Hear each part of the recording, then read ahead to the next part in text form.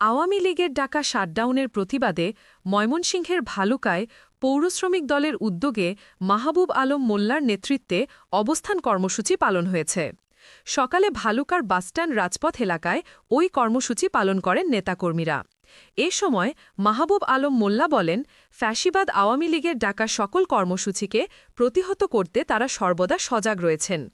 এ সময় কর্মসূচিতে অংশ নেন পৌরশ্রমিক দলের সাবেক সিনিয়র যুগ্ম আহ্বায়ক মোস্তাফিজুর রহমান মোস্তফা, ৪ নং ওয়ার্ড সাধারণ সম্পাদক আনিস মাল, ২ নং ওয়ার্ড সাবেক সভাপতি হেলাল উদ্দিন ডাক্তার, সাবেক সাধারণ সম্পাদক শফিক ও খোকন মিয়া, ৮ নং ওয়ার্ড সাবেক সভাপতি আব্দুল সালাম, সিনিয়র সভাপতি নাজিম শেখ, সাধারণ সম্পাদক সোহেল আহমেদ, ৯ নং ওয়ার্ড সভাপতি আবুল কাশেম, পৌরশ্রমিক দল নেতা আনোয়ার হোসেন, মাহাবুল শেখ ও শাহাদাত হোসেন সহ আরও অনেকে